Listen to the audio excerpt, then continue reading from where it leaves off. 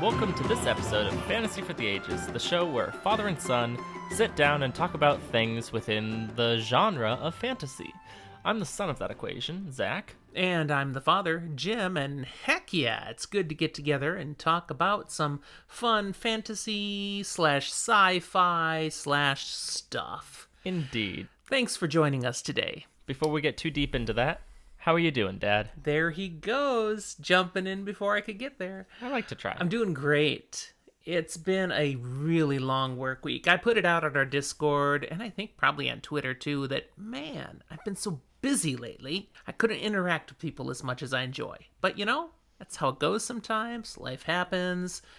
But still, overall, I'm doing fantastic. How about you, Zach? How you doing? I, likewise, have been busy, working full-time for, actually officially employed as full-time for, the first time in my life. And getting paid. Yeah, other times I've been working, full-time hours, but I wasn't hired as full-time sometimes. This is my first actual full-time job. He's a real boy. It's been good. That being said, I have a bone to pick with you. Uh-oh. Okay, go for it. You specifically. Pick it. Because of genetics. Yesterday, tree pollen kicked my ass. No, that's your mother. That's not me. Both of you. No. You take the Claritin too. Yeah, but it's for a very finite thing, and it's not tree pollen. Your mother's the tree pollen. See, I was having I suddenly got all issues in my throat and my nose and my eyes, and I work in a pediatrics clinic. So I was sitting here going, I'm pretty sure I didn't catch anything, but I technically could have. Did you have to take a COVID test? No, not at that point. If I had actual COVID symptoms throughout that, then yeah. Or if I had a known exposure, then yeah. But when I look at the pollen count, it says high. So after work, I went and got some Claritin. I passed out when I went home. I took more Claritin this morning, and now suddenly I'm fine. Happy Claritin. It absolutely was that. I guess so. But man, I had a rough day yesterday. I had a freaky weird thing this week, too. Kind of related to something like that, maybe. Okay. Did you find out you're allergic to something? No. Okay, something I'd never experienced before in my life, though. Okay. So your mother and I were up in Alaska this past week. Yes. And you know that, of course. And had a great visit up there. But then we came back, flew a red eye, got 3 hours of sleep and whatever, and went through a full work day, and then went to sleep again. That's what you do at the end of a full work day. Woke up at 3 a.m. with a horribly sore throat. I'm like, what the heck? Where'd this come from? And my uvula, that thing that hangs in the back of your throat. The little punching bag in the back of your throat, yeah. It was practically double size. It was swollen. It was really freaking weird. I literally hopped online. What the heck is going on? Am I dying? No. Not dying. I was literally looking up COVID symptoms. Is this a weird thing? Am I suffering? What I found is, if you snore really badly, this can happen.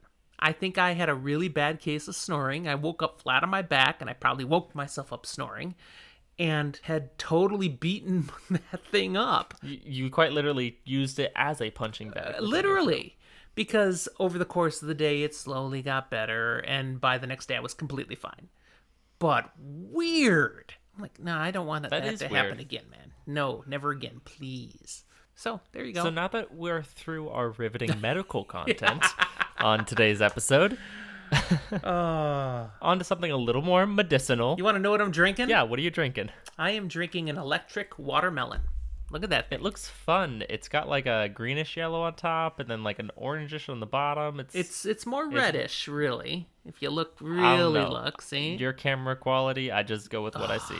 Anyways, I made this for your mother, too. She thinks it's absolutely awesome. I'll put the recipe on Instagram. Somewhat sweet, somewhat melony. There's Midori in it. That's where the kind of watermelony flavor is. There's rum, there's vodka, there's gin. It's kind of boozy. And the red comes from the grenadine, and there's a little 7-Up in there, too. It's just delicious. Very nice. You clearly don't stir too much because it's separated into layers. You stir it all. Oh, there's sour mix in there, too. But you stir it all, and then you float the grenadine. Now, the grenadine just sinks to the bottom anyways, but the point is you're not mixing it in. So. Exactly. Yep. How about you? What are you drinking? I am drinking something that involves at least one piece of a sneak peek for my drink tomorrow, which today is just simple. I put some mango rum and some pomegranate liqueur in with Coke. Okay, fair why enough. not? Pomegranate liqueur. Pretty sure I've not had that. It's pretty tasty. So your wine cellar, your liquor cabinet, it's growing. Yeah, I kind of went, I want to be able to potentially make more cocktails, and the Texas liquor taxes are small enough that I can get more for my liquor shelf without breaking my bank. Much smaller than Washington, clearly. Yeah. So you keep looking off in one direction. Is Rach there? No, I'm looking at the booze on the counter. Oh. I was going to say hi, but don't say hi to the rum and vodka then. They don't care. No, she's at her place because her sister is in town as of tonight. Oh, okay. Visiting from Houston? Lubbock. Oh, the other direction. She's got family all over friggin' Texas. Something about going to colleges and... Oh, Texas Tech? Is that what was in Lubbock? Yeah. Mm-hmm. Okay. All right. We have gathered here today, not for a wedding. Why is this always? Not always. It's been a while. I'm bringing it back. I don't think it's been that long. I think it's just been we haven't recorded in like 2 weeks. All right. The reason we have gathered here today is because we're going to talk about our thoughts on some of the best and worst adaptations to the screen of fantasy and sci-fi fiction. We've got some incredible stuff coming out these 4 months of when we're recording right now. Just on Friday of this week, as in today. I guess it came out at midnight, so it's been out all day. Thursday, Friday, that funky thing. The first episode of Foundation on Apple TV is there, and I want to watch it. I tried to watch it earlier. Mom was like, So we watched the finale of Hell's Kitchen. Okay, Foundation, Hell's Kitchen. I bow to your mother's desires. One's easier to sell mom on, yeah. Yeah. The right person won Hell's Kitchen, but that's another story. Good. Anyways, I want to watch that. Foundation, cool. We did a Twitter poll just recently, as in yesterday and today, that I wrote really badly. Because it confused a lot of people. I mean, if you read the whole thing, it was very clear. But it was so funny. I was asking, okay, of the 4 adaptations that are coming out these next 4 months, which one are you least excited about? And it was listing in order. Foundation, Dune, the new movie coming out next month, The Wheel of Time coming out in November, and Witcher Season 2 coming out in December. And all the Wheel of Time fan people were like, oh, Wheel of Time, click! And then read the rest of the, oh no, I just said I'm not excited about Wheel of Time. Yeah. It was funny. Nevertheless, whoops, Foundation still won, is what they were least excited about. So the right thing saw through.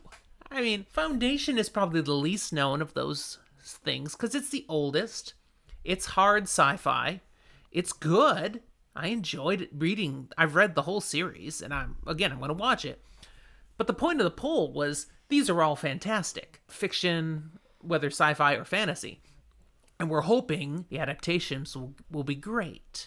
We're hoping because there's been plenty of fantasy and sci-fi adaptations over the years that have been great, and an equal share that have sucked big time.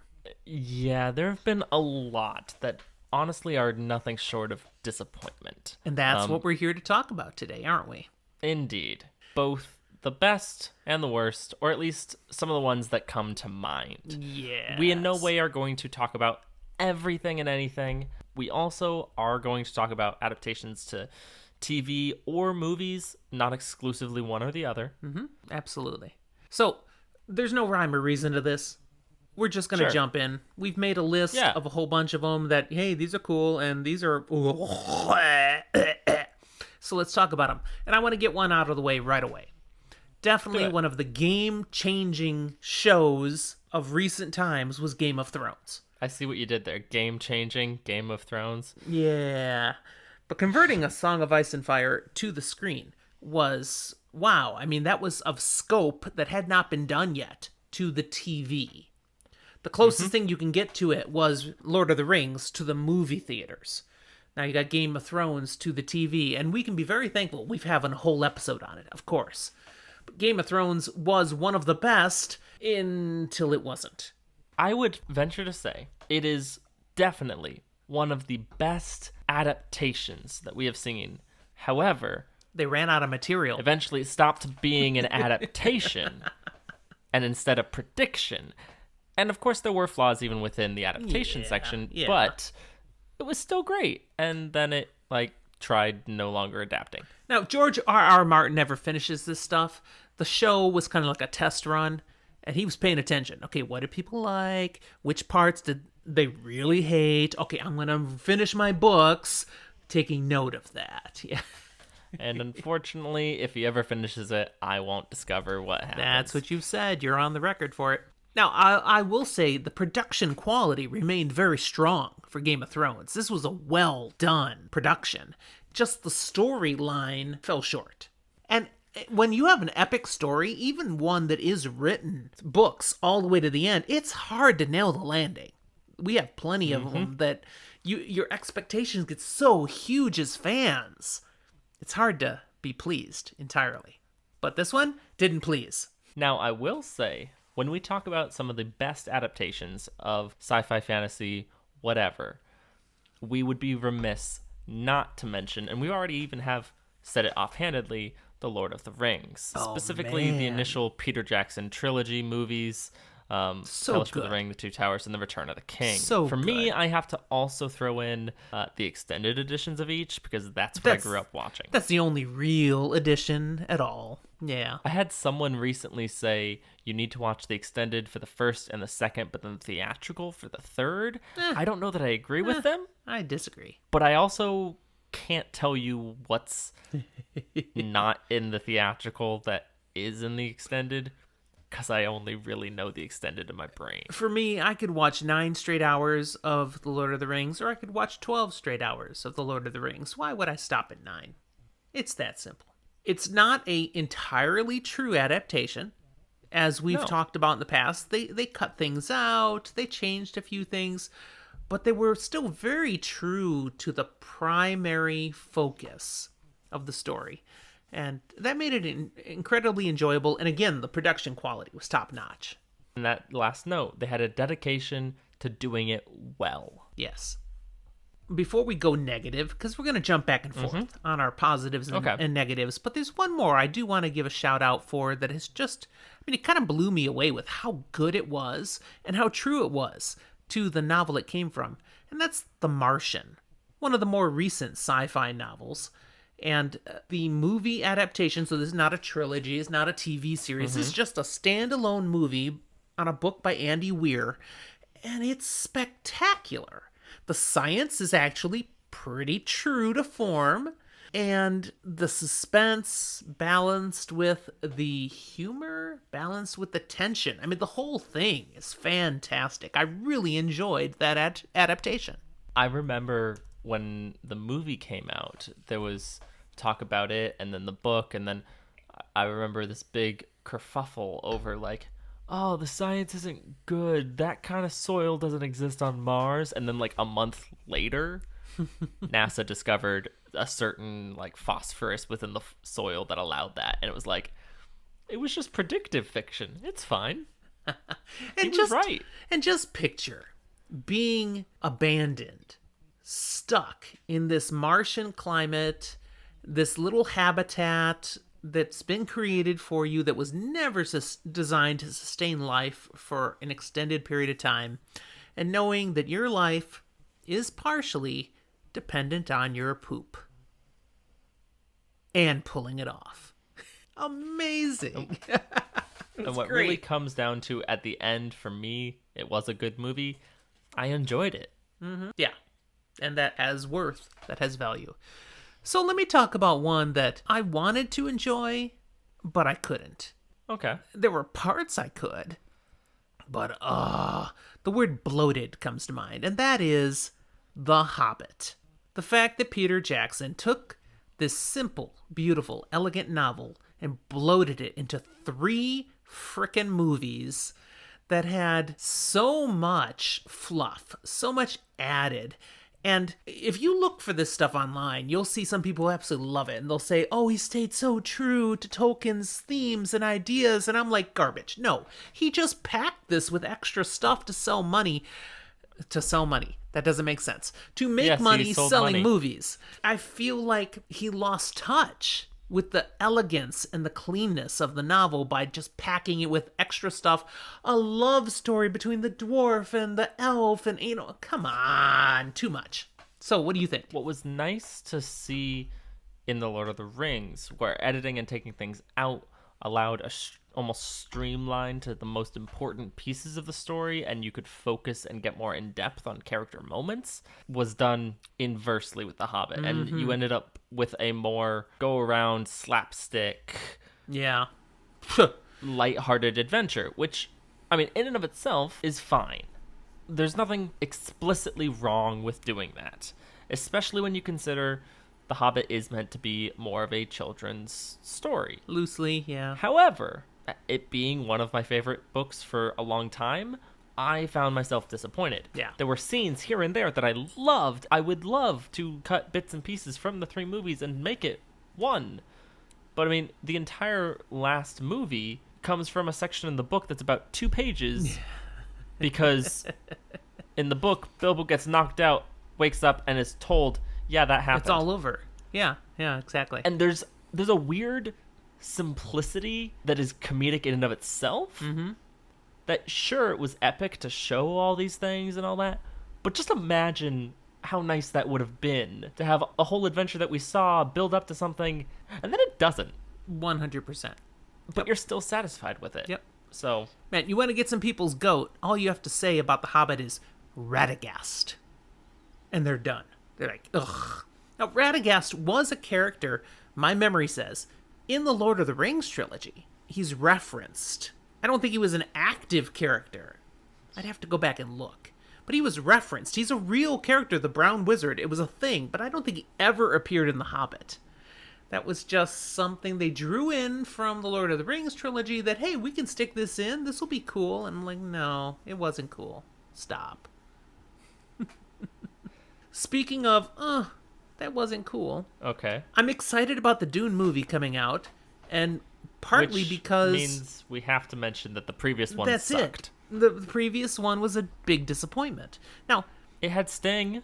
It had Sting. That is not one of its selling points, actually.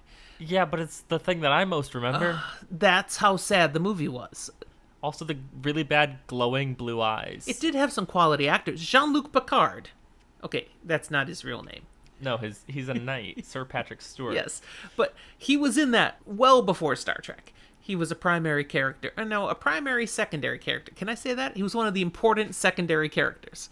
I think that's what makes him a secondary character. Yes, I enjoyed him in that, There were some good characters, but overall, the production was stilted. The special effects, they didn't have the technology to pull it off right. The movie kind of moves slow. I don't think Dune was bad. I really don't think it was that bad. I think the bigger issue was it was too early of an attempt at too futuristic of a movie. That might be true. It was a little too grandiose for what people were looking for yet. So that might align with what you just said. You remember all those, made for sci-fi TV B fantasy movies? It was way better than that.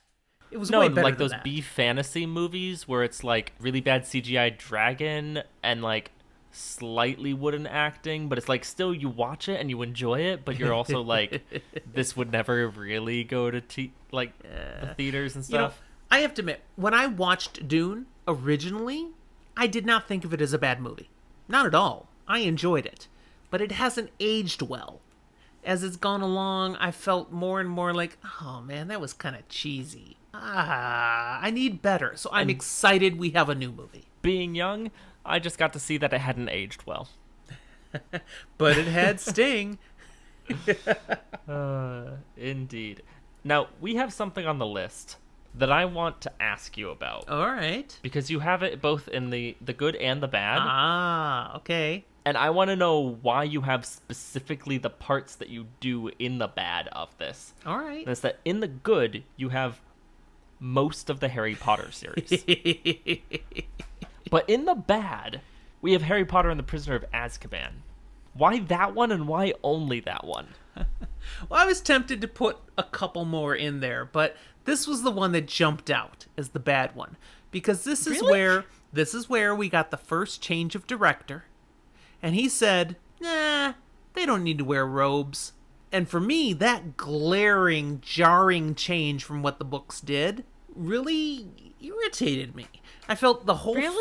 that was just part of it, though. The whole flavor of the movies shifted in a way that I did not find positive. So overall, I'd still say I enjoyed it because I was a big fan of the books and we're bringing it to the screen. But as an adaptation of the books, it wasn't true enough.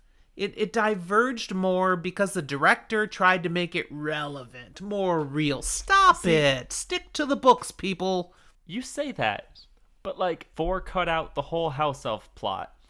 That's fine, but if you're talking about being true to the book... I said I could have put more in. 4 would have been the next one to go in there. 5, to me, is the worst adaptation. 5? Nah. Because it's very possibly my favorite of the books, and the movie is not a good adaptation. No, you want to go to the next one that's the worst adaptation is the last one. Well, I think herein we have a slight problem there. Oh. Because the last one is the last 2. Well, again, yes. This is the Hobbit problem. But again, this is true. But what they put in the last 2, they just tried to create this energetic action film that, okay, there's some action at the end of the book, but they really tried to blow it up more and make, no, come on, just stick to the book. The tone of the 6th movie doesn't fit the tone of the 6th book at all. Okay. I think the 6th book is very, like, ominous, building, suspenseful, and it's very good and gripping for that. Yep. And they tried to make the movie into a comedy. So, Zach, are you saying more that I should have like 1 or 2 movies in the best and put the rest of the series down in the worst? My bigger issue is 3 is not one of the ones that I think belongs 3, in the so worst. You feel I'm picking on 3 unfairly. In my opinion, the biggest difference compared to some of these others is that they no longer wear robes. like that really bothered me. I'm sorry. That's how I am. No. Okay, let's jump back to a good one. Yes, please. This is something that I think you saw once. I think you mentioned it before. It's a classic. 2001, A Space Odyssey. Now, I've read the book. I know you have not read the book. Not a chance. It's not a long book. I used to own it. I got rid of it years ago. But it's a good book, and the adaptation is fairly faithful. At the end, it gets really into deep stuff, and it goes beyond what you can really figure out what the heck's going on. And that's partly the director and just how he kind of did things. But it was still kind of cool. And I enjoyed that movie. I felt it was... for its time, its special effects were pretty groundbreaking, and they still kind of hold up. Pretty cool, solid movie. Any thoughts? I'm going to take your word for it because I neither remember the movie, though I have seen it once, and I definitely haven't read the book. So I'll share thoughts at some point and, like, in a year, edit back into the original recording my thoughts on this right here. So if you're catching this like a year and a half from now, it'll be here. Otherwise... I got nothing. All right, well, So I'll take us back to something bad. Yes, let's go to something you can definitely speak to, and it's going to be the next one on our list, isn't it? Probably. It killed an entire franchise, Aragon. Totally. A series that I enjoyed. It's not the best fantasy series. At times, it reads a little YA and definitely had great potential, and then, like, what do I do with it? But I did enjoy it. However, the movie just sucked, was a horrible adaptation, right down to one of the monstrous creatures that are supposed to be like bird people-ish is just a bug person-ish instead. And it's like, what? That's not even complicated or hard. Here's the funny thing here. I never read the books. Potentially I could, but they're not even on my TBR. Partly because the movie was so bad, and yet I only know the movie was so bad because you and your sister, Melissa... Yeah, I don't have a daughter. No, not yet. Thank you. The two of you told me how bad the adaptation was, which jaded me to read the books, which is probably wrong then, because the books were apparently better. But I'm like, whatever, I'm done. The first one is good. The second is great. The third's okay, and the fourth is kind of like, it's about on par with the third. Well, there you go. So, Aragon, yeah, wow. Let's move on to another one that really sucked. The Twilight series. Okay, this is going to be weird. Oh, you're not going to be Team Edward or something, are you? The movies suck. That's what we're about, the adaptations. But they don't suck because they're a bad adaptation, in my opinion. They suck because they're bad source material. Ooh, there you go. All right. They sold an awful lot of copies for bad source material. Yeah, lots of things that shouldn't sell do. I'm like, yeah, like Microsoft items. That's the dangerous one to say on podcast. None of my equipment is Microsoft related, and they tried to buy Discord and they failed. So, hey. I use the Surface every day at work, and it got so bad that I went home and tried to touch the screen of my girlfriend's MacBook Pro. You have to use a Surface?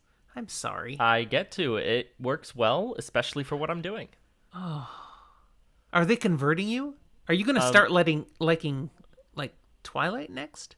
You say this like this is a new thing. Like, I love my computer. I've also often been like, potentially the next thing I get might be a Surface, depending on price. I don't know. Oh, man, it's a good thing you moved to Texas. What it really comes down to is I'll keep this computer and it'll be great. One day at some point I'll be getting a desktop that will be for this and games.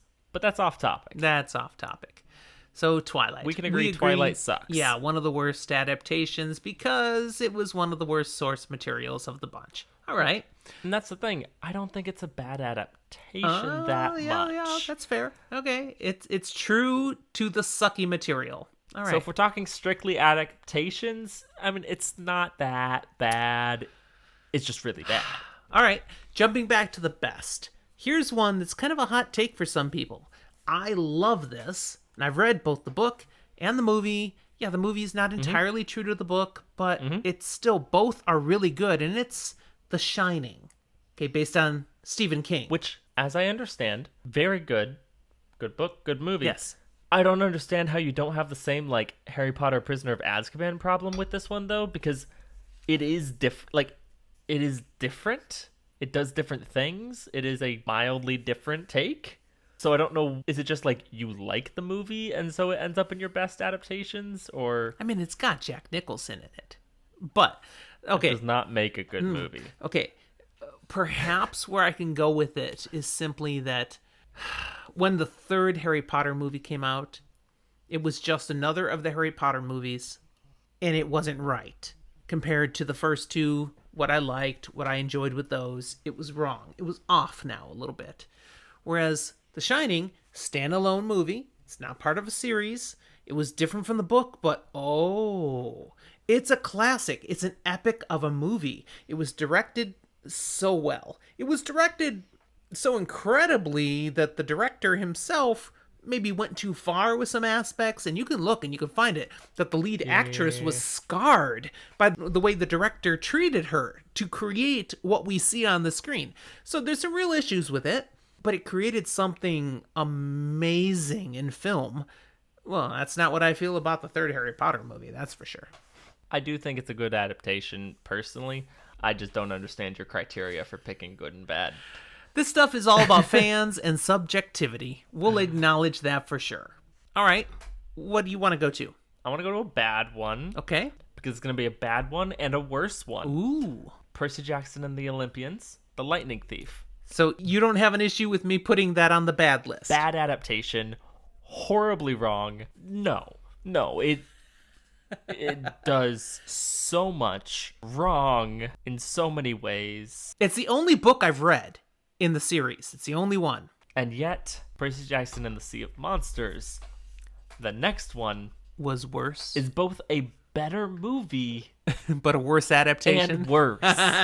Well, I almost put the whole series on the worst. It may even be the other way around, that it's a better adaptation, but a worse... Let's just put into context how bad the first one was. They made a second. And it actually was not bad. It was an okay adaptation, but the first was still so bad that the second couldn't breathe life back into it. And they did not make a third. Crash and burn. Oh. They were like, no, we just keep going. We'll convince them that they do love that first one. And no, we don't. You have to just hurt over that, because I know you love this fictional series. We are getting a Netflix series or something. We're getting a TV show series. So there's hope. On the same material? I believe so. So they're like going to ignore the movies and try over again? I believe we're getting one based on the first set of 5, and then also a Kane Chronicles one, but one of them's Netflix and the other's like Hulu or something. I don't remember, but I'm excited for both. All right. Let's go to another best. Now, again, this one might be subjective and people might disagree with me. The Stand is one of Stephen King's best works of fiction. I love the book. And in 1994, it was adapted to a miniseries. And on TV, so constrained by what you can do on TV in 1994. And I loved it. Now, I'm jaded by the fact I loved the book so much, but the miniseries didn't stray very far from the books. It was pretty good. Now, CBS did a new version of the miniseries. Yeah, how do you feel about that? I haven't watched most of it. I feel like you started and got bored I watched of it or something. two episodes, and there's 2 reasons I didn't finish, and it's still in my queue. I can still go back and finish, but your mother didn't get caught up in it, so I have to watch it on my own, and it was a pandemic, so we weren't traveling, so I haven't had a lot of alone time. I was a little confused. Was it a pandemic or was The Stand a pandemic? Yes. It's a pandemic. It was about a pandemic during a pandemic, yeah. But the other thing is, it really diverged from the book, the second adaptation, which off-put me. Now, I've heard only good things about that new one, so I probably should finish. The actors are great in it. I should see it through. But that turned me off, because the first one was very true to the books, and I really enjoyed it. So, that was me. Have you ever seen the original 94 version? I don't think so. Have you read the book? No. Oh. I've seen it on your shelf. Oh. I think I remember seeing a shorter version and a longer version at one point on the shelf. It's true. Because it did get released as a shorter version and then again a longer version. When Stephen King was more famous, he was allowed to publish his full version. Which, yeah, I had both, and the full version is incredible, and it's one I would say is a definite gap in your reading experience. I recommend it. It's not straight horror like Stephen King does for so much. It's just awesome. The big issue is I just haven't gotten to reading any Stephen King. I haven't gotten around to it. So all of these things, I often know many of the stories, but I haven't read them. I would boldly say, if you've read no Stephen King, the one Stephen King you should try is The Stand. Maybe we'll ask Twitter and see if they agree. Ooh, I like that. It's going on Twitter.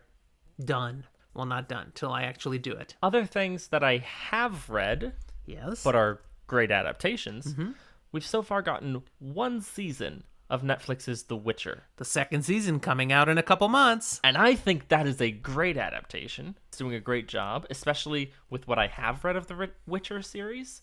It often is taking literal vignettes from the series and putting them on the screen while taking bits and pieces, flavor-wise, I guess, from a different, very faithful, but very fun adaptation, which is the games. The Witcher games were a fantastic adaptation. So, as far as I know, we have yet to have a bad Witcher adaptation.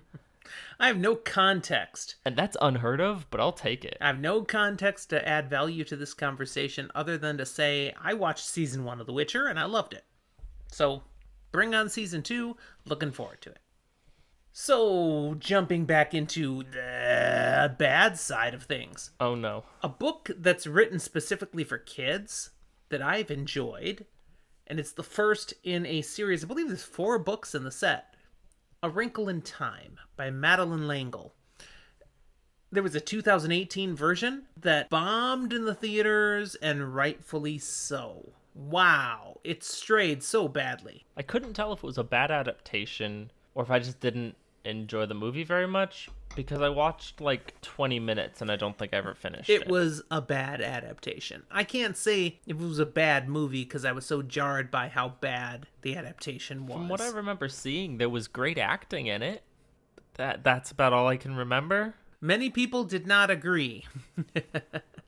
We're just going to put that on the worst list. I mean, all I really remember is like bearded Chris Pine, I think. I think that happened. Yeah, we'll just stay to the worst. Now, I'm going to touch on another one on the worst list that just hurts my heart. Because it's Stephen King again. Do it. The Dark Tower. Now, The Dark Tower is Stephen King's epic entry into the fantasy genre, done extremely well in the books. There's some contention here because the books get a little funky and weird at times, and they don't, we've talked about this before, they don't land the ending real well. It kind of, at the end. Are we talking about the adaptation fairly recently? Idris Elba. With Idris Elba? Yeah. And it departed considerably from the source material. And which could have been a great idea. Oh, it could have. It could have. I mean, Idris Elba. We love Idris Elba. He's a great actor. He's appeared in many things. But this adaptation did him no favors. And it just... No, The Dark Tower deserves something far more worthy. Now, there is a better adaptation script rumored to be out there that just hasn't been picked up. So maybe someday we will get something better. Especially if things like The Wheel of Time and...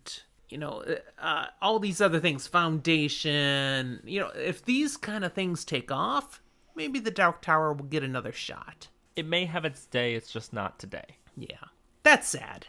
But that does fall clearly into one of the worst adaptations. What's another one you want to talk on, Zach? I'm going to jump to one that you have listed as one of the best. Mm-hmm. And I agree because of its faithfulness. However, there are some follow-ups that that earn a worst spot and a I'm not sure spot. They could be Razzies. So yes. The Chronicles of Narnia. I knew where you were going. The Lion, the Witch, and the Wardrobe. Yep, totally. Good movie. Great adaptation of the book. However, Prince Caspian. Oh, man. Not really a great movie. They should have stopped. The first one, you nailed it. Don't do more. Massive divergence from the books. Not a good adaptation. And then we go further. To the Voyage of the Dawn Treader, which is my personal favorite of the series books. Pardon me while I throw up in my mouth. Because, wow. This is the one where we get weird, though. Because it's not that bad of an adaptation, like, faithfully. But the end, it didn't end the same in any way. No, but, like, much of it was, like, not that far off. Like, you could see what was going on and where it was going. But it also was like, this isn't a good movie. I don't know how you managed to make this not a good movie. Feels like it would be really hard to make this not a good movie, but you did. What did you do? So, truth. On my list, all I talked about was for best, the first one. Because it's a very true adaptation, high production quality, well acted, all around good, solid movie. Way better than the old version that I saw on VHS when we had, where Aslan was a puppet. From BBC, basically. Yeah, wow. But yeah, they should have stopped after the first one, because game over, blew it. There's 7 books in the series. Thank goodness, after 3, they said, we've kicked this dead horse enough. Let's not do A Horse and His Boy. Which grew on me as I aged as a book. It's one of my ones I like better now. It's a book that I used to read to my 5th graders as a teacher every year. And actually, I'd work my way through a number of those books. And the kids always loved them. They were solid. But, adaptation? Okay, jumping what else we got, Dad? To another bad one. Let's do it. The Divergent series. Not just the first movie, the series. Every piece of these movies, it's like they had chances to do good. They had chances to do a good adaptation of the series. And the series itself was one of those weird, like, post-apocalyptic female lead young YA things. All the elements are there. That starts good, and then, like, by the end of the series, you weren't really sure you were down for how the series ended, but whatever. And yet, pardon the pun, it reached a point and diverged. Ooh, yes.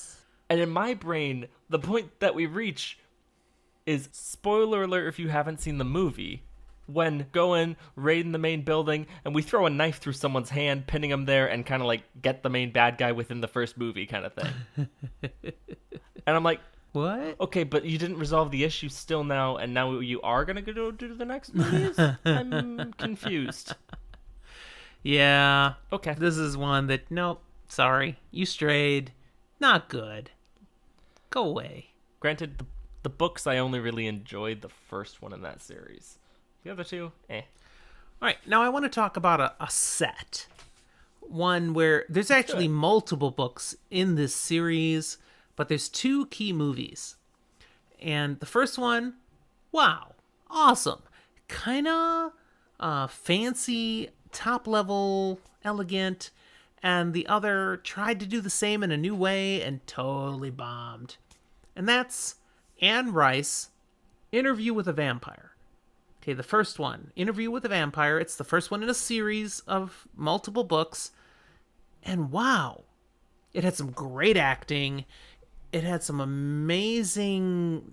the way they portrayed what was in the books and carried it to the screen. It's like, wow, it hits. It's powerful. It's well displayed. And then they follow up with Queen of the Damned. Now, the book is, again, another excellent entry in the series, but they totally screwed the pooch in the movie. It did not work. Oops. Partly, I'll admit, by casting the female lead as a pop star who couldn't act. That was part of it. But just... that happens sometimes. Other things in the way they adapted it, it just, no, sorry. And I wanted this to be a good movie. I love these books, but nope, fail. I don't think you've seen either movie or read the books. Am I correct? You would be correct. Yeah, you need to watch Interview with the Vampire sometime, and I'd encourage you to read the book first, but you don't need to do anything else. The other books, Anne Rice has a style where, you know how Robert Jordan is sometimes decried for going off on all the costuming and the scenery and stuff? Anne Rice has clothes, Tolkien has dirt. What does Rice have? Yeah, Anne Rice goes into the architecture and landscaping to the nth degree. And her prose is so elaborate that honestly, I love the books and would almost go crazy trying to get through some of her writing. I pushed through. I don't ask you to push through. But the first book of the series, Interview with the Vampire, is not as excessive as she gets in the other books because it was early. She wasn't as successful yet. The other thing that's cool for me when I read it is a lot of her books have a primary focus. An Interview with the Vampire totally does, being based in New Orleans. Of course, I lived there. You never did, but you visited. It's a great place. You know, a lot of it takes place in the Garden District, and it's cool having some of these elements in there. But read the book, watch the movie, you'll thank me. Don't watch Queen of the Damned. And trust me, thank me right there. I won't. So I want us to go through just some like spitball quick on some of the goods and bads that we have left on the list. Okay. And then you have one that you haven't decided where to place that I do want us to talk about at the end. All right. Because I have thoughts and opinions on it. So do some spitballing. So in the good, we've got things like Blade Runner. Oh, yep. Again, I'm not sure I think it's a great movie. People will come at me for that. That's fine. But it's good adaptation. It's true to its source material and some major themes. One that I think is a good adaptation and a good movie, Jurassic Park. Oh, yeah, Michael Crichton. And a critical success in the theaters. I mean, who can decry that? I mean, the thing blew up in the box office. We've also got a number of goods in this list that I haven't seen, so I can't really say anything about. So you haven't seen Minority Report? Nope. It's a Tom Cruise flick. I know what it is. I just haven't seen it. Yeah, great sci-fi movie. I don't remember what the source material is. I'm kind of thinking it's Michael Crichton again. Wow. I'm going to be crucified for that if I'm wrong. But really good movie. Definitely recommend that one. And The Children of Men. Another great sci-fi flick. I don't remember what it's based on, other than I know that at the time it was being pointed out as one of those movies where the adaptation was truthful. So I feel bad. We're doing best and worst adaptations, and I don't know what it's based on. But I know I loved the movie. Solid. And the word on the street was it was good. But now here's one last one that's true as an adaptation that will point out The Thing. Now, this is based on a short story from John W. Campbell Jr. back in like the 30s. But the movie came out in 1982. The short story is Who Goes There? And they expanded it into a movie that's just freaking amazing. Have you ever seen the Thing? No, that's why it's on the list of ones I haven't. That's what you said at the beginning. Can't say anything about. That's one that's, again, a gap in your cultural experience. I encourage you to watch The Thing. I'm only 22. I can only watch and read so many things. You've heard of the actor Kurt Russell? Yes, I know who Kurt Russell is. This was one of his early movies and kind of flung him into stardom because it's a great movie. He did a great job and it had some really great early special effects. I mean, you watch the special effects now and you go, that's funny. Oh, yeah. But at the time, they were groundbreaking. Really good movie. So, The Thing. Great adaptation. There's one last one in our list we didn't touch on for best. A Clockwork Orange. Now, this is a Stanley Kubrick film based on a novel by someone I don't remember the name of. I've not read the source material. I've watched the movie. The movie is very unsettling, but it's a high-quality movie. Great production value. The themes are like, ooh, whoa. And my understanding is that draws very closely from the source material. So it felt worthy to be in this list because it's just, it's kind of movie that film students, like your girlfriend, would have studied. Ask Rach about A Clockwork Orange. She will tell you things. Yeah, probably. Now, we've got some things on the worst list that you said you hadn't seen either? Is that true that these things you haven't seen? Yes and no. Because I feel like I failed as a father. So, I never watched The Golden Compass. Oh, no, that's okay, because that was so bad. You should have been shielded from that. I watched some of the HBO series His Dark Materials, which is based on the same... Which I understand was a little better than the Golden Compass movie. I thought it was better. It was a better adaptation, and the only reason I didn't get to finishing it was because it was releasing weekly, and I didn't want to keep up with it weekly. I wanted to binge it. Yeah. Okay. So I probably will go back and watch it. I did enjoy it. But stay away from the Golden Compass. I've heard a lot of horror stories about, however, I've not seen A League of Extraordinary Gentlemen. Now, this is on the list for a very funny reason. It's because Sean Connery, the star, detests this movie. I enjoyed this movie, but he is on record for this is the single reason he quit acting. Because he was already in his early 80s. He agreed to do this movie, and he had such differences with the director and knowing the source material, and it was so stressful for him, he says in interviews and stuff, and he was so dissatisfied, and the movie totally tanked in theaters that he's like, that's it. I don't need this. I've made all the money I need in the world. I'm done. And that's fair. I respect Which that. is sad. Again, I enjoyed the movie, but it is not very true to the source material. That's true. Now, World War Z is the next on our list. I have read the book. I have seen the movie. Are they connected and related? Are we sure? I don't think so. They don't really seem like it. I don't think so. So I'm pretty sure they just took the title. The movie is like so-so. The book is great. The book is great, but it's very different. The connection is so... And its vibe is very different. You swear, the only connection is they paid for the rights to use the title. And they, like, pretend to have the same origins of the zombie virus. Yeah. Kind of. It's a shame. It's a shame. And it's almost like, okay, so they made this movie and they didn't think the plot of the book would sell. Why? The book is incredible. This last one on our worst list. It's another I haven't read the kind of zombie. Not really. It's more vampire zombie. I didn't think the movie was that bad. I kind of liked the movie. Except when compared to the source material. I've never read the book. And that's I Am Legend. Having read the book first and then watching the movie, I was so disappointed because, again, it diverged so far from the book. The movie was okay. I wasn't thrilled by the movie, and I like Will Smith, so I usually like anything he's in. Yeah, this time I was like, okay. But I was jaded by the fact that it departed so far from the book. And you haven't read the book, so you can't speak to that. No. But we have it on record. You liked the movie. Yeah. Now we get to the meat and potatoes, the one that we have on our list that we haven't decided where it goes. I want to hear your thoughts on this, because the Maze Runner series. Yes.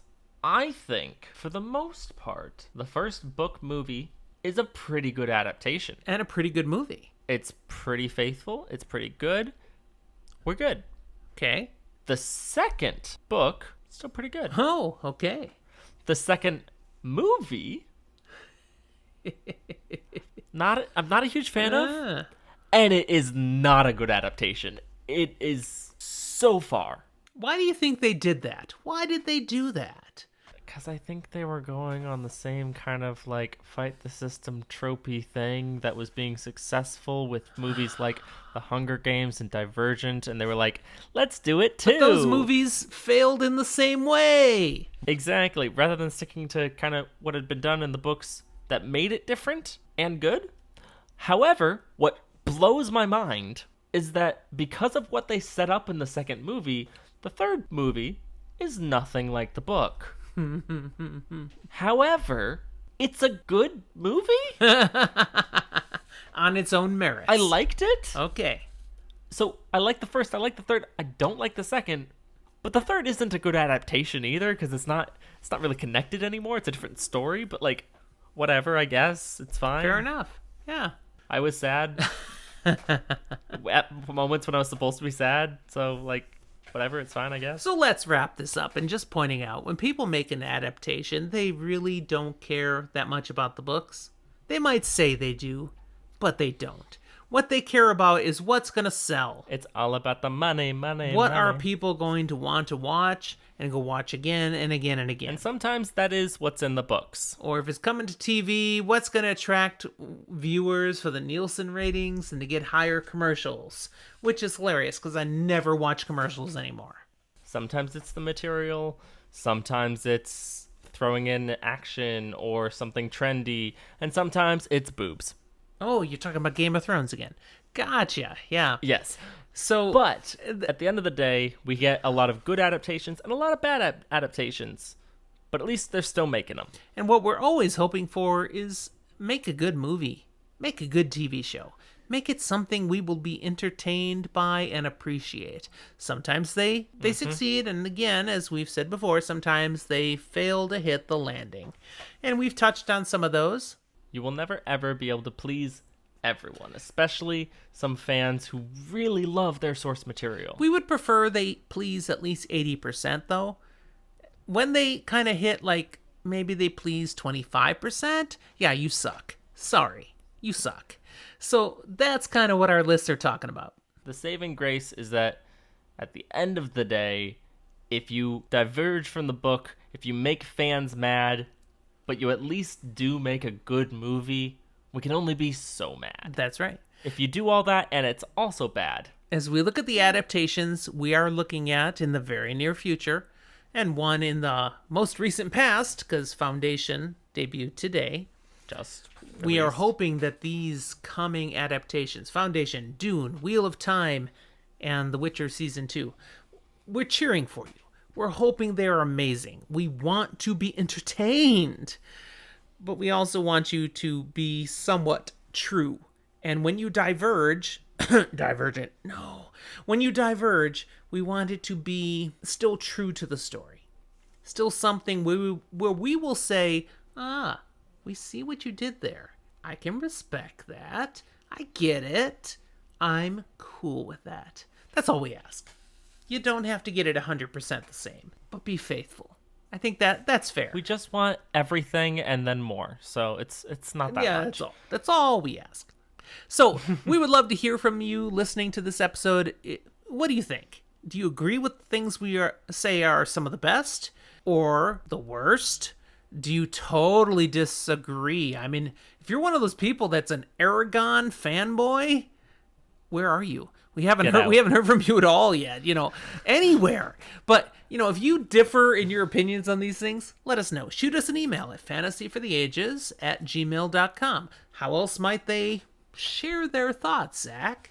You can find us on Twitter, and you can even take part in some Twitter polls that we will be hosting in the near future about some of these topics. Yeah, which one am I supposed to put on there? What did we say? Which one do I have to put out?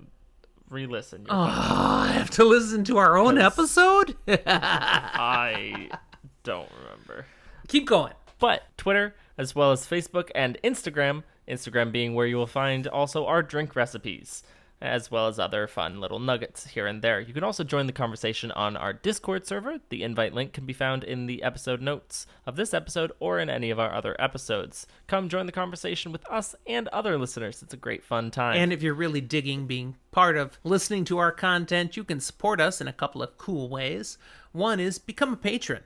Join us on patreon.com. You can find Fantasy for the Ages there, and of course the link direct is in our show notes. Support us. Join us in our live recordings. Tell us, hey, keep doing this, because you are filling my downtime with wonderful entertainment. Or buy some of our merch. We've got a merch store at swag. New Creations by Jen. That link is also there. Right now we just have some coffee mugs and a frosty mug.